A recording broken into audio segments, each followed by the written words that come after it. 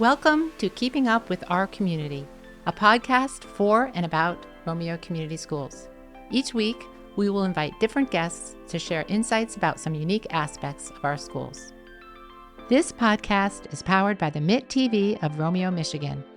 If you're looking to start a podcast for your business or personal use, look no further than MIT TV. Their in-studio podcast experience allows you to record perfect audio and capture amazing video. That's all right here at the MIT TV of Romeo, Michigan. Contact them now via email for a free consultation and schedule a visit at mit.tvpodcast@gmail.com. That's mitt.tvpodcast@gmail.com. Hello, my name is Marianne Brush, and I'm the Communications and Marketing Supervisor for Romeo Community Schools. Coming up is episode 38 of the Keeping Up with Our Community Schools podcast. Our guest today is Casey Marin, Romeo High School positive psychology teacher and secondary social studies teacher. He is certified in mindfulness-based stress relief, psychology, and applied positive psychology. Casey is the founder and CEO of Life School Collective. Fun fact, Casey is also a USATT-rated table tennis player. I will now turn it over to Mary Selden, Director of Special Services, to host this episode. It is my pleasure to be hosting this episode of Keeping Up with Our Community Schools podcast. After reviewing feedback in our last climate survey, parents asked for more resources on mental health and other wellness strategies. Our goal is to continue to create more resources on those topics and others to help students, parents, and staff in our community. As always, if you or someone you know is experiencing a mental health concern that impacts your daily life, please call your doctor. If you or someone you know is having thoughts of suicide, please dial 988 for free confidential help 24/7 or call 911 for emergency help. Today, I am lucky to have Casey Marin with us to talk about positive psychology. Positive psychology is a field of study that focuses on the factors that contribute to human well-being and how to improve quality of life. It's based on the idea that people can lead fulfilling lives by cultivating their best selves and enhancing their experiences at work, in relationships, and in play. Some key aspects of positive psychology are well-being. Positive psychology defines well-being as a combination of positive emotions, engagement, and good relationships, meaning and also accomplishment. It could also be used with an application.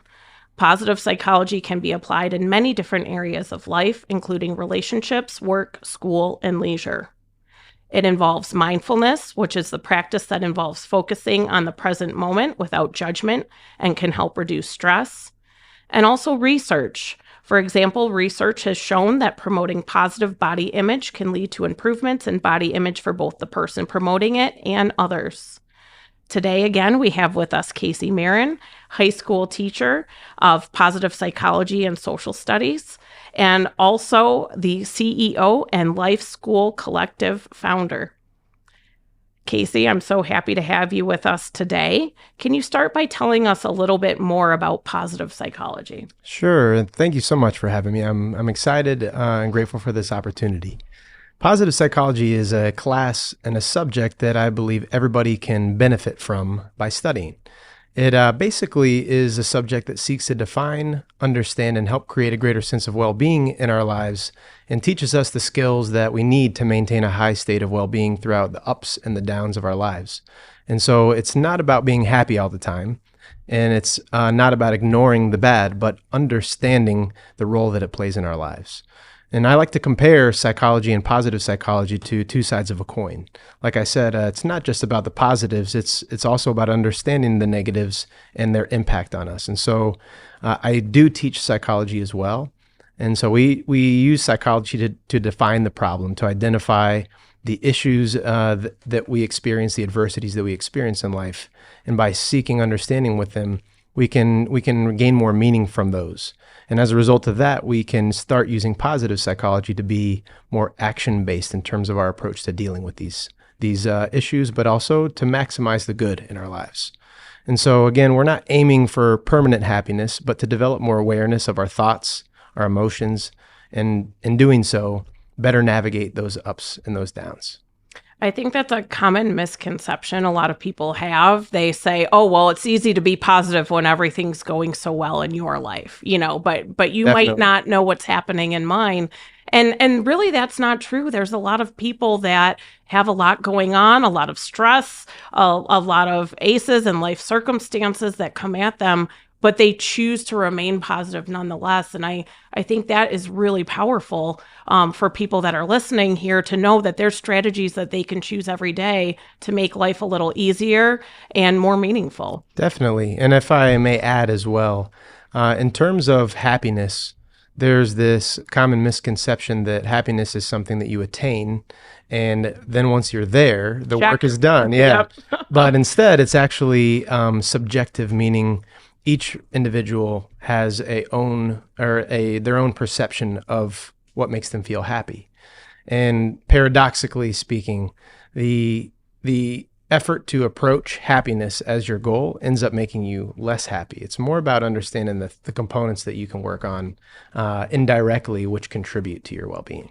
That makes so much sense. I think a lot of times, myself included, we set a standard or a goal in our head. If we only had this or could do this, once we get here, life would be easier.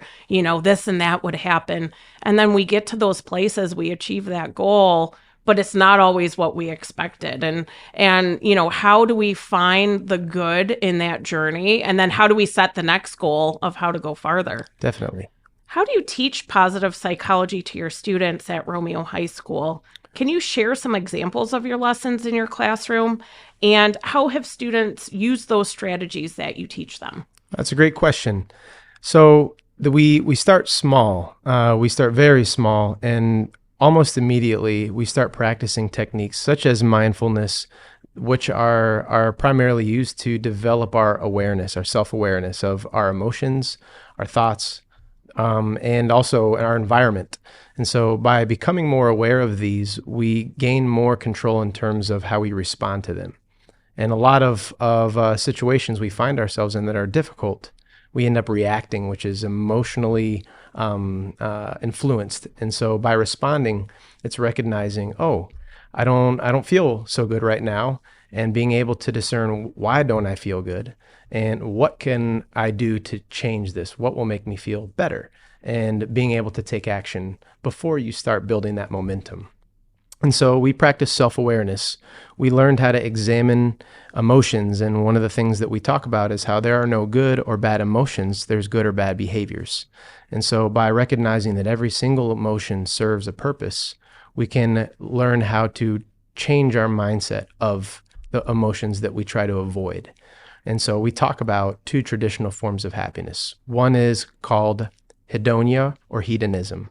Hedonism basically means that we are seeking to maximize pleasure and minimize pain at all costs and as frequently as possible. And like you said, we tend to put happiness on the other side of materials or of vacations or of that raise, or perhaps even getting a class or a good grade.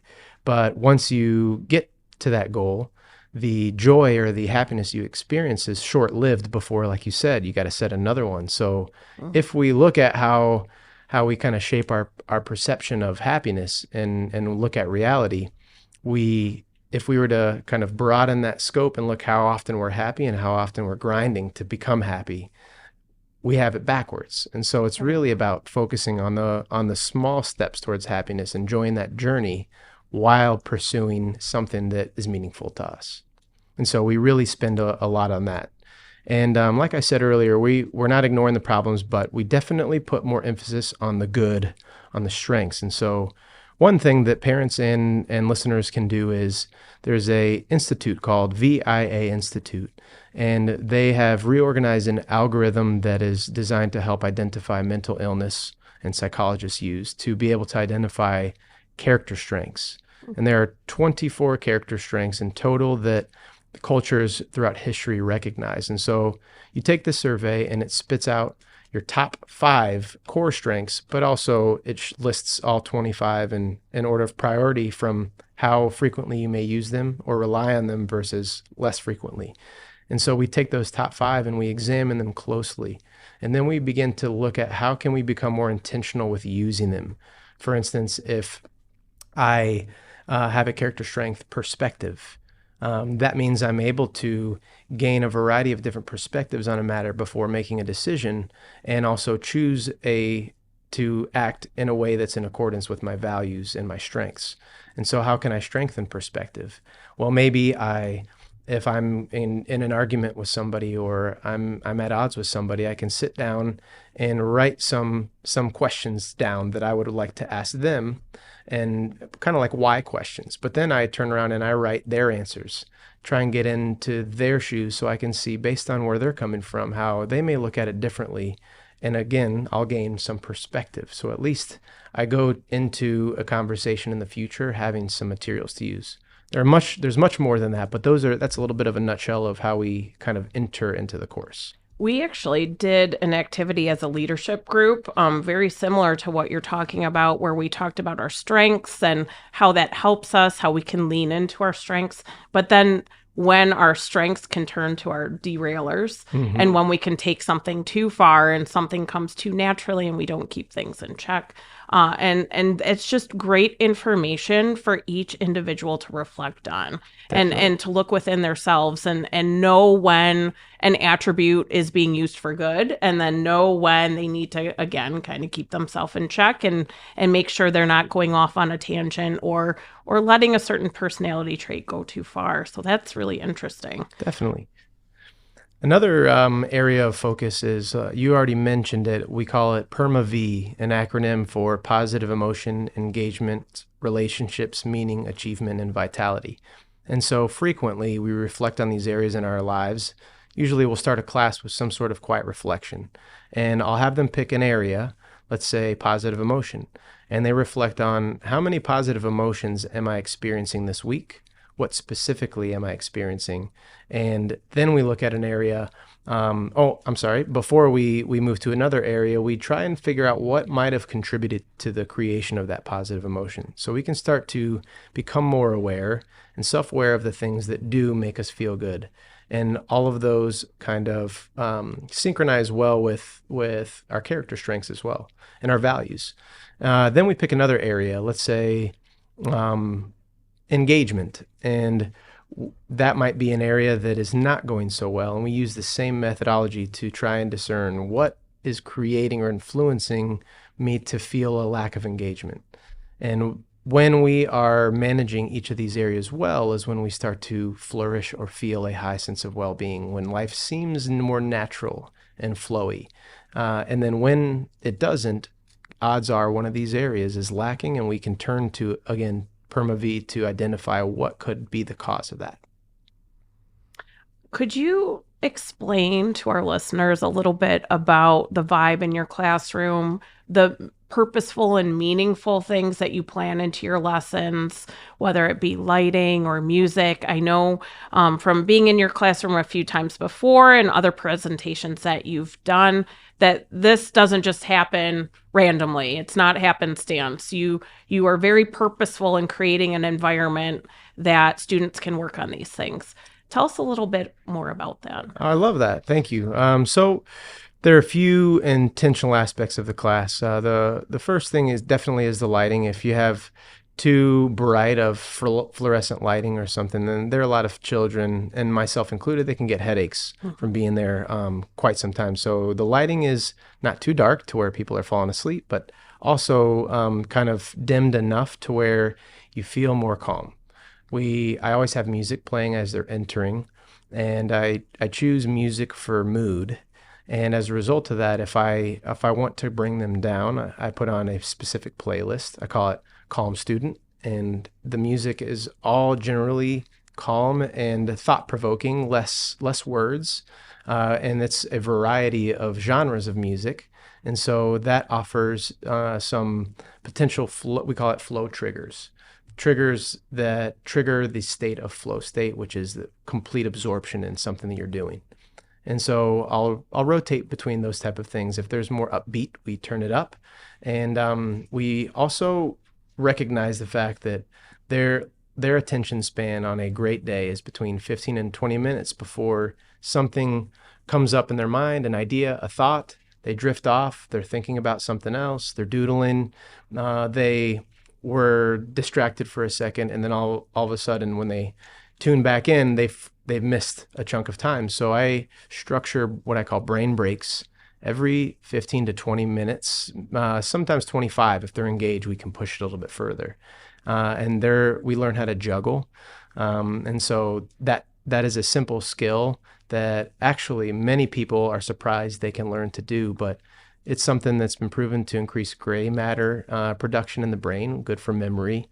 And also it incorporates a variety of different movements simultaneously. So just 5 minutes of that can buy me another 10, 15 minutes. And so combined with all of those, I use a diffuser and I use organic and safe essential oils. I use cinnamon root to kind of bring them down, and bergamot and citrus to bring them up simultaneously. So if I were to do one or the other, either people would be bouncing off the walls or falling asleep. So it's a nice, even scent and aroma that can, coupled with all the other sensory information they have in that room, can really help deepen their learning experience. All of that is so important in any classroom, but especially teaching on the block. You have students in there for 90 minutes at a time. So that segmenting, the brain breaks, the atmosphere helps keep kids engaged for a majority of that 90-minute period, which is something that not everybody thinks about. So that's a good parent tip for home, but it's also a good tip for our other fellow educators, tips that they can use in their classroom. Definitely. And it's in small doses, and over time you can build on that. But having a space where you do just one activity, for instance, if I am going to do my homework or my work, then I'm not going to sit on the couch while the TV's on and my kids are running around. I'm going to go into the office where there's nothing but the tasks that I'm working on my desk. I'm going to have the music and the lighting and everything else that I need, and therefore I can focus and get more work done in less time with less stress as well. That's a great tip. Let's talk a little bit more about mindfulness-based stress reduction. Mindfulness-based stress reduction, or MBSR, is a complementary therapy. It uses mindfulness techniques to help people cope with mental or physical health conditions. MBSR encourages people to become more aware of the present by letting go of worry about the past or about the future. It can also teach people to observe their thoughts, feelings, and bodily sensations in a non-judgmental way. This can reduce stress and may reduce other symptoms, such as chronic pain or anxiety. Casey, what can you share about the practices of mindfulness-based stress reduction? I know we have our social workers a lot of the times use maps of the body.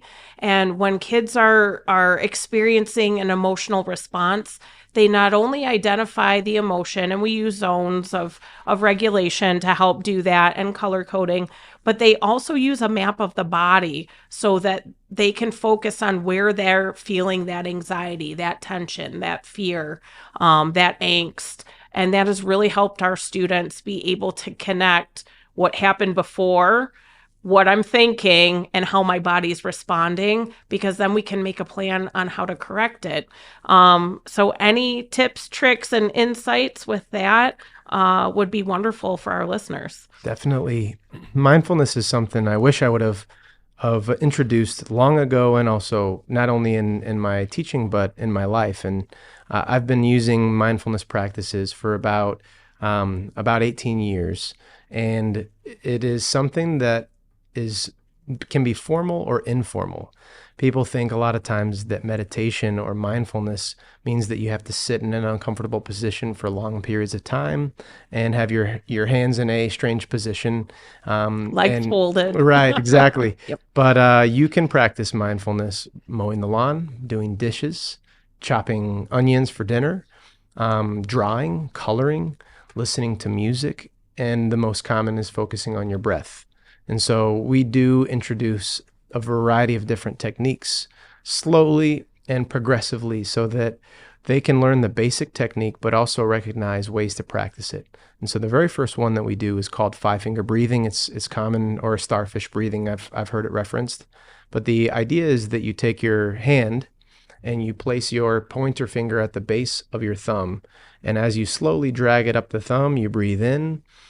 And then as you drag it down, you breathe out. And by the end of your hand, you get to the other side of your palm. What you're really actually doing is you're changing the wiring of your brain. You are turning on parasympathetic nervous system and turning off sympathetic nervous system. So what that really means is when I'm in my sympathetic nervous system, fight or flight response, I'm producing more stress hormones, and it becomes more difficult to think and analyze and reason, and emotions take full control, and I'm more impulsive. And so by breathing deep inhalations through the nose and out, even just 5, you can start to make that switch and tell your brain, hey, everything's okay. I'm not in danger. There are no saber-toothed tigers hiding around the corner. And I can allow part of my brain to come back. And so in tense situations, now through regular practice, I just naturally take a few deep breaths. And by 3 or 4, I'm back to back to a position in which I can make a decision more easily. And so we practice a series of those. Some things that families can do at home is if they are feeling anxious, if they're feeling nervous, if they're feeling like they can't get their point across to their partner or their children, being able to take time, remove yourself from that stressful environment and take a minute to 5 minutes, as long as you need, to just breathe in and breathe out. And as you're doing that, you again re-trigger or turn on the parasympathetic. And now you can also, by doing that, you're giving them the chance to do the same thing. You can come back and try and, again, to talk and to reason. But regardless of this, regular practice is something that doesn't take much time. 5 minutes a day for 30 days will start to change and rewire your neural pathways. And that's something that science is now devoting a lot of study to. And what that means is, if I take the same route, let's say to work every day, I can eventually not focus on the route that I'm taking and do other things and think about my day, and I get there. And so sometimes people will pull into their driveway from work or somewhere and they forgot how they got there. That's an automatic thing. And one day I am on my way to work or on my way home and I notice a shortcut. I take that shortcut, and for the first few times I got to keep an eye out for it. But over time, I start to become more familiar with it, and eventually that becomes my new pathway to get to work. And that's how we work through time, practicing mindfulness, gradually increasing the duration that we practice. We see that in the school setting all of the time. Our students start with our social workers and our counselors, practicing a lot of the times, to be honest, after the fact of how could we have done this differently? What are some coping mechanisms, ways we can explicitly teach those techniques? I know we even have our preschoolers to their level, smelling the flower and then blowing out the birthday candle to get that regulated breathing. And so we're starting those interventions and those positive choices of how to cope with stress earlier and earlier. Our 2, 3, and 4-year-olds at Croswell are doing that, which is exciting to see, because it's just a nice way, again, to recenter themselves and make better choices. Now, it's a learning process. Like Definitely. You said, it takes some time. But the more we practice, the more we see kids independently using it. And an absolute bright spot is when a situation happens and the teacher doesn't give the prompt. It's the students in the class who have been practicing it that either recommend a student to do the breathing technique or do it themselves, or tell them how they resolved a problem at recess, and it's just so fun to see kids using those positive, proactive strategies for themselves. Definitely. And actually, the earlier that it's introduced, the more effective it is in the long run. We as adults, if I were to start practicing now, I definitely could improve with practice. But in terms of how they are developmentally, they pick it up really quickly. And I have students that have graduated from Romeo, who took my classes, and I asked them when I see them, do you still practice and do you notice the difference? And the answer is always yes, especially in those tense moments. But it's the regular practice that we're doing. It's Instead of looking at just cleaning up physical hygiene, it's mental hygiene. We're cleaning up that way too.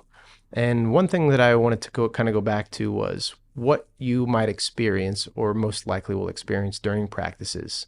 We actually labeled 3 different distractions. You can have a distracting sound. You're trying to focus on your breath. Your eyes are closed. You're watching your breath travel in, travel out, and something startles you.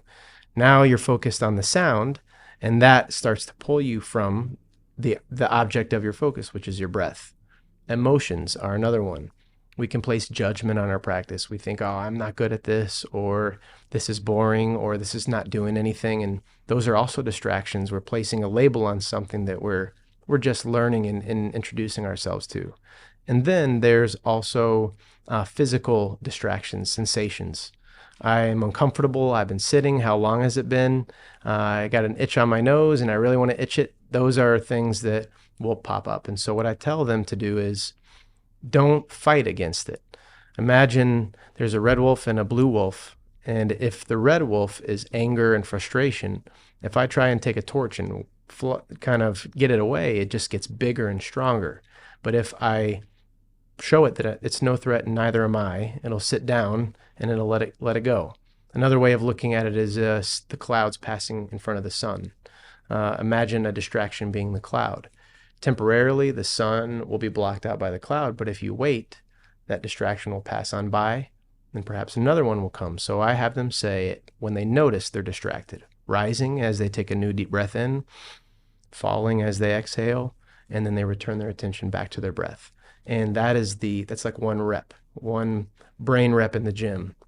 And over time that gets stronger, and you start to notice in your wakeful life, you're thinking something, or you have an emotional shift, or you realize I have all this stuff coming up, but it's in the future and it's not here yet. And you can say, wait a second, you can take a breath. You can allow that distraction to pass by, and you can return to what you're doing without accumulating that stress over time. I know a lot of times in school, whether it be an academic intervention, social, behavioral, we say that you need to try consistently with fidelity for 6 to 8 weeks to see long-lasting, meaningful results. I can only assume that you would most likely recommend the same thing. So a lot of times you can't try something once and say, oh, it didn't fix everything. Right. It must not work. What are your thoughts on that? Well, that's part of the reason why I introduce a variety of different practices. So we do body scans, which is you start at the top of your head, and as you're breathing, you start to slowly scan your body from top to bottom, trying to consciously relax or release any tension that you notice until you get all the way to your toes. And it can be an excellent practice before sleep. But some people have a hard time connecting with their body, and so they might benefit from a different practice, like let's say progressive relaxation. I'll start counting from 10 all the way to 1, and each number I increase the space between until I get to 1, and by that time I'm nice and relaxed. And so in terms of sticking with it, I like to think of it, if I wanted to become a master meditator, would it make sense for me to travel to the Himalayas and find a Tibetan monk and meditate 10 hours a day for 7 days a week, and then I come back and now I'm expected to do that all on my own, or 2 minutes a day for 365 days and build that into a ritual, a habit? And that's really what we're looking at. Habits take 60 to 70 days to make, and it's because for it to be a habit, it needs to be unconscious. And those are those small steps that make a big difference over time. It makes so much sense. So building off of that topic, what are some ways teachers, students, and parents can practice mindfulness at home? What can they do for themselves and their children? One of the things that I like to apply mindfulness to is eating. Right before dinner, the Japanese say a phrase which translates, or the phrase is hara hachibu. If you've ever seen Blue Zones or Living to 100 Blue Zones on Netflix, they cover that. And what that translates to is 80% full. And so what they're doing is they're telling themselves at the beginning of the meal, I'm stopping when I'm 80% full. And then when they're taking their bites of their food, they are slowly eating their food and they're tasting everything and maybe having a conversation about where this food came from start to finish, and bringing more awareness around that. And that can start to not only make the food taste better over time, but it'll tell your body when it's actually full, because our brain and body, sometimes our mind thinks we're still hungry, but our body isn't having enough time to catch up. Right. And so that's a good place to practice every night before bed. Families prayer is a form of meditation. And so families who feel comfortable in that can pray with their kids and spend time going around their day, discussing what are 3 good things that happened, and being completely present with the conversation. When I'm playing with my kids, they might be interested in something that I'm not that interested in. Mm-hmm. And so being able to commit to being fully present with them when they're doing that, and allow myself to be a kid again. And before I know it, time has passed, and I was not worried about time. And those quality moments can sometimes trump the quantity moments. And that is something that, again, informal meditation, when you're doing one thing, don't do 3 things. Do the one thing and focus your full attention, and do it in a calm way. And as a result of that, you're practicing informal meditation. This morning when I woke up, I laid in bed, I was awake, my alarm went off, but I took 10 deep breaths before I got out of bed. That was my first little meditation for the day. And it doesn't take time. It just is making a habit out of it, a little bit at a time. Yeah, making it a priority, making Yes, it an that's effort. right. Well, thank you, Casey, for being here today and sharing your knowledge. We're incredibly grateful to MIT and to Romeo Community Schools for helping us share this information. We will have additional mental health and wellness podcasts about once per month during the school year. And this was a great episode. Thank you so much for sharing your knowledge. Thank you so much for having me. It's my pleasure. Coming up next week, we'll hear from Romeo High School Serve Advisor Pam Geddert and a few students on what events and activities the community service organization is serving up this year. Thank you for joining us, and tune in next week to keep up with Romeo Community Schools. This podcast is powered by the MIT TV of Romeo, Michigan. If you're looking to start a podcast for your business or personal use, look no further than MIT TV. Their in-studio podcast experience allows you to record perfect audio and capture amazing video. That's all right here at the MIT TV of Romeo, Michigan. Contact them now via email for a free consultation and schedule a visit at mit.tvpodcast@gmail.com. That's MITT.tvpodcast@gmail.com.